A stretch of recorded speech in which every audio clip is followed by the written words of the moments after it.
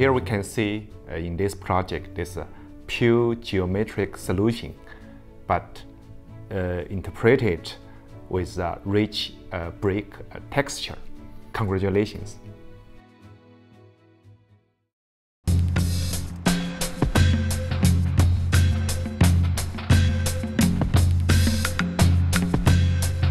In the background, the newly built Olympic Park grounds in London. In the foreground, the building responsible for providing all of the new stadiums and venues with power. Designed by Nord Architecture in Scotland.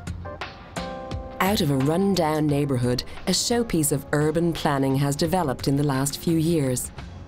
One that will continue to be a busy, vibrant area of London, even after the 2012 Olympics. The substation is a central point of electrical distribution of electrical energy on the Olympic Park.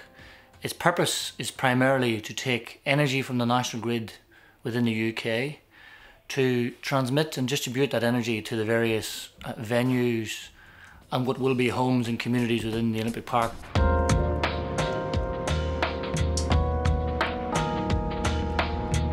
The shape of the building, I think, is quite peculiar, and people are curious about why it follows a particular shape. But it's very much to do with the functioning of the building, but other wider parameters that we had to work with. The other thing I think was one of the biggest challenges we had was that it was the first building out of the ground, and we really didn't have a lot of context to work with. You know, people, architects are always quite, they always respond to context, whether it's adjoining buildings, heights of buildings. We were having to try and think ahead. What was the legacy of the park? So what would the future of the park be? So that was one big consideration, is how this building would sit within the context of a future London. You know, how would this park evolve after the Olympic Games? We might have residential flats round about the building. We might have offices. You really don't know. So that was one of the reasons we're very keen to look at the brick covering the whole building. Perhaps no other city has been so traditionally characterized by brick as London.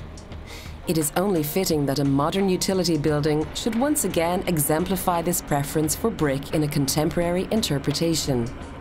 The technical inner workings remain invisible, however, hidden from the outside within the sophisticated black system of cubes.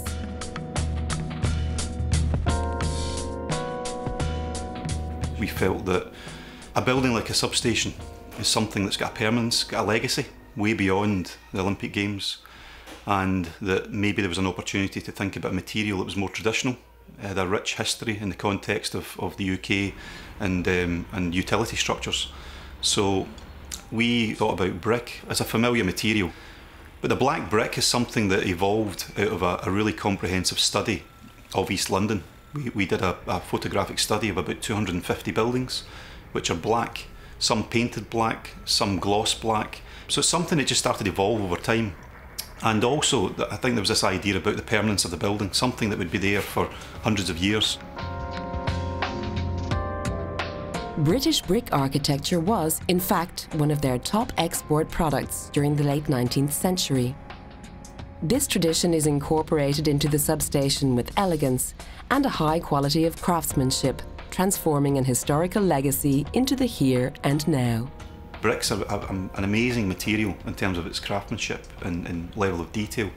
Now, what's interesting about this building is it looks very simple. It looks like one big, simple brick box or container, but it's very complicated, it's very elaborate.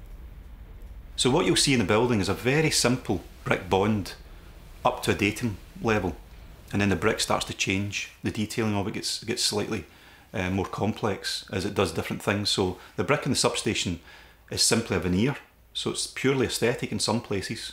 It's structural in some places, so it's tied back and actually load-bearing. Some places it's the roofscape, and in other places it's decorative and provides just screening to the ventilation coolers. What appears at first glance as a simple and straightforward utility building is actually a precise and thoroughly conceived, finely composed construction. Here, brick can play out all of its advantages. It produces compact formations, beautiful structures in relief, and, where it's beneficial, it leaves openings for ventilation. Ultimately, the substation should continue to provide its services years after the Olympic Games are over. It's very important to us that buildings of this nature get recognised. The historical context of the substation, it is a utility infrastructure, it is a utility building.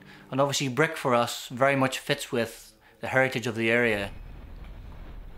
You know, I think that's really clear to see in the substation. It was, you know, taking an idea, one idea of a material, and really taking it to its extreme and trying to use it in every way, shape or form.